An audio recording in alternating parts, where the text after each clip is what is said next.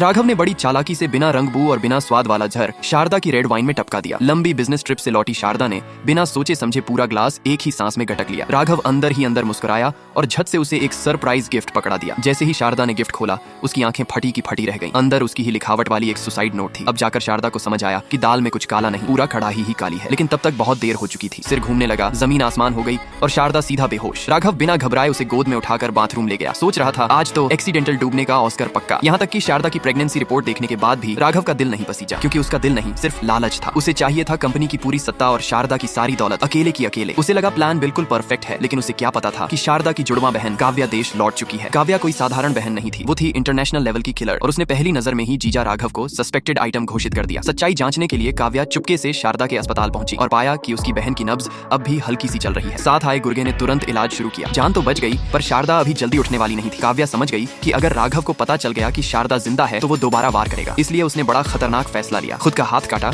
और शारदा बनकर राघव को रंगे हाथों पकड़ने का प्लान बनाया। लेकिन जिसे कुछ पता ही नहीं था, वो राघव उसी अस्पताल में नर्स नेहा के साथ सीन क्रिएट कर रहा था। ये नजारा देखकर काव्या का खून खौल उठा। मन किया दोनों को वहीं पैक कर दे, लेकिन तभी नेहा की नजर उस पर पड़ गई। राघव घबरा गया और शारदा की नाक पर हाथ रखकर चेक करने लगा। पूरा 2 मिनट कोई सांस नहीं, फिर भी संतुष्ट नहीं हुआ और गला दबाने लगा। तभी अचानक बोर्ड ऑफ डायरेक्टर्स का फोन आ गया। कंपनी हथियाने के लिए राघव ने सारे शेयर होल्डर्स को अस्पताल बुला लिया और ऐलान कर दिया कि अब कंपनी उसी के नाम से चलेगी। सबको शक तो था, पर किसी की बोलने की हिम्मत नहीं हुई। तभी राघव के पीछे से एक हाथ आया और कसकर उसकी बांह पकड़ ली। अगले ही पल शारदा बिस्तर से उठकर बैठ गई। राघव के पैरों तले जमीन खिसक गई। उसे याद आया शारदा कभी उसे पति जी नहीं कहती थी, हमेशा नाम लेकर बुलाती थी। उसने तुरंत सवाल दागा, तुम हो कौन? काव्या ने फटाफट मेमोरी लॉस का नाटक शुरू किया और बोली कि कमरे में कैमरे लगे हैं, चाहो तो सबूत देख लो। राघव अंदर से डर गया, क्योंकि अब